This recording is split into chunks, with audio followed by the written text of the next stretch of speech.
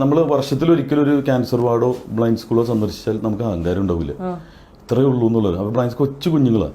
അപ്പൊ അവരെ കണ്ടു കഴിഞ്ഞപ്പോൾ ഞാൻ ഓർക്കണം, എനിക്ക് ദൈവം 2 കണ്ണ് തന്നിട്ടുണ്ട്. ഒരു 8 പാസ്പോർട്ട് കിട്ടിയിട്ടുണ്ട്. 8 പാസ്പോർട്ട് ഉണ്ട്. അത് എനിക്ക് കാണാൻ, സ്ഥലങ്ങൾ കാണാൻ ആഗ്രഹമുണ്ട്. അപ്പോൾ എന്നെ മിമിക്രി എന്ന കലയിൽ കൊണ്ടുവന്നു. യൂണിവേഴ്സിറ്റി യൂത്ത് ഫെസ്റ്റിവലിൽ വിന്നറായി. അറിയാതെ, എൻ്റെ വീട്ടിലൊരു കുടുംബ പാരമ്പര്യം ഒന്നുമില്ല കേട്ടോ സിനിമയുടെ. പിന്നെ അറിയാതെ ഞാൻ ട്രൂപ്പുകളിലേക്ക് വന്നു. പിന്നെ ലോകം മുഴുവൻ കറങ്ങാനുള്ള, അതായത് എനിക്ക് എന്താണ് വേണ്ടത്, സിനിമയിലേക്ക് ഒരു എൻട്രിയാണ് ഉദ്ദേശിച്ചത്. പക്ഷെ സാധാരണ എല്ലാവർക്കും പോകാൻ പറ്റാത്ത, അതായത് ബ്രൂണൈ, ഹോങ്കോങ് പോലുള്ള സ്ഥലമൊക്കെ എന്റെ ഒറ്റയ്ക്ക് മലയാളികൾ ക്ഷണിച്ചിട്ടുണ്ട്. ലോക മലയാളി അസോസിയേഷൻ എന്റെ പ്രത്യേക താങ്ക്സ്. അപ്പോ വേൾഡ് വൈഡ് അപ്പൊ ഞാൻ മിമിക്രി കൊണ്ട് എന്താണോ നേടാനുള്ളത് അത് ഞാൻ നേടി. എൻട്രി ഉണ്ടായിരുന്നു സിനിമയിലേക്ക് 10 വർഷം മുമ്പ് പ്രാഞ്ചിയേട്ടിലേക്ക് ഒരു എൻട്രി. മമ്മൂക്ക തന്നെയാണ് എന്നെ സെലക്ട് ചെയ്തിട്ട് ഡൂപ്പാക്കുന്നതും സ്റ്റേജിൽ അവതരിപ്പിച്ചിട്ട് ഇവൻ പെർഫെക്റ്റ് ആണ്, ഇവന്റെ ഷോൾഡർ കറക്റ്റ് ആണെന്നൊക്കെ പറഞ്ഞ് എന്നെ ക്ഷണിക്കുന്നതും അദ്ദേഹം വഴിയാണ് സിനിമയിലെത്തിയത്. ആരെയും വെറുപ്പിച്ചിട്ടില്ല. പ്രാഞ്ചേട്ടന് ശേഷം രഞ്ജിയേട്ടന്റെ തുടർന്നുള്ള 7 പടങ്ങളിലും സോപ്പിട്ടാലും നടക്കില്ല. അവരൊക്കെ യഥാർത്ഥ കാസ്റ്റിംഗിന്റെ ആൾക്കാരാണ്. സോപ്പിട്ട പുള്ളി ഗിഫ്റ്റ് മേടിക്കില്ല. എന്ത് കൊടുക്കണമെന്ന് വെച്ചാലും ഞാൻ കണ്ടിട്ടുണ്ട് പലരും. അപ്പൊ എനിക്ക് അറിയാം അദ്ദേഹത്തിന്റെ ഇതെന്നുള്ളത്. പുള്ളി കറക്റ്റ് കാസ്റ്റിംഗ് ആണെങ്കിൽ ജയിപ്പിക്കുള്ളൂ.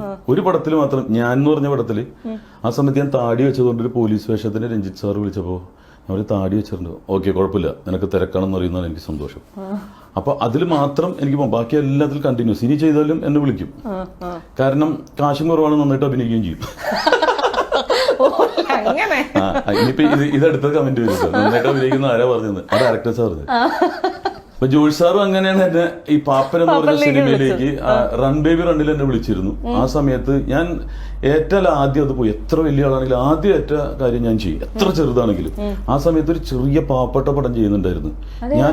അപ്പോ അത് ഏതാന്ന് പറയുന്നില്ല, അത് സക്സസ്. പക്ഷെ ഈ റൺ ബേബി റണ്ണിൽ വിളിച്ചപ്പോ ഇതിലുള്ളത് കൊണ്ട് ഞാൻ അവിടെ നിന്ന് മുങ്ങിയാൽ, നല്ലത് വന്നപ്പോ അതിൽ നിന്ന് മുങ്ങിയിട്ട് അവിടെ പോയി ചെയ്തിരുന്നെങ്കിൽ അയാൾ തകർന്നു പോയാനെ. അങ്ങനെ ചെയ്തിട്ടുള്ള ആൾക്കാരൊക്കെ ഉണ്ട് കേട്ടോ. ആദ്യം ഏറ്റത് ചെയ്യണം എന്നുള്ളതാണ്. അപ്പൊ ഒരു കരമന സുധീർ എന്ന് പറഞ്ഞ അദ്ദേഹം പ്രിൻസിപ്പളായിരുന്നു. അദ്ദേഹത്തിന്റെ അടുത്ത് ഞാനിങ്ങനെ വെറുതെ നമ്മള് ജഡ്ജ് ചെയ്യണ്ട എന്താണ് നമ്മുടെ തീരുമാനം. അദ്ദേഹത്തിന്റെ അടുത്ത് അത് പ്രിൻസിപ്പൾ അദ്ദേഹം പറഞ്ഞു, ടീനി ശരിയാണ്, ആദ്യം നമ്മൾ ഏറ്റത് കൃത്യമായിട്ട് പോയി ചെയ്യുക. ഒരു പ്രിൻസിപ്പളിന്റെ ഒരു പ്രിൻസിപ്പളാണത്, എത്ര ചെറുതാണെങ്കിലും. അന്ന് ജോഷ് സാറിന് എന്നോട് വിഷമമുണ്ടായിരുന്നു. കാരണം ഞാൻ ചാൻസ് ചോദിച്ചു, എനിക്ക് ചാൻസ് തന്നു, എന്നിട്ട് ഞാൻ ചെന്നില്ല. പക്ഷെ അദ്ദേഹത്തിന് മനസ്സിലായി ഇവൻ സത്യസന്ധനാണ്, ഇവന് വിശ്വസിക്കാം. അങ്ങനെ വീണ്ടും ഈ ഇത് വന്നു കഴിഞ്ഞപ്പോ എനിക്ക് വന്നപ്പോ അതില് വളരെ, അതായത് ഒരു സരസനായിട്ടുള്ള ഒരു പോലീസ് ഓഫീസർ. ജോഷ് സാറിന് മുമ്പിലൊക്കെ പോലീസ് ഡ്രസ് ഇട്ട് നിൽക്കണമെങ്കിൽ, സുരേഷ് ഗോപിയുടെ ഇട്ട് നിൽക്കണമെങ്കിൽ ചെറിയ മനക്കെട്ടി പോരാ. വഴക്ക് പറഞ്ഞോ ജോഷി സാർ എപ്പോഴെങ്കിലും? ജോഷ് സാറ് എന്നോട് എന്തോ ചിരിയാണ് എന്നെ കാണുമ്പോ.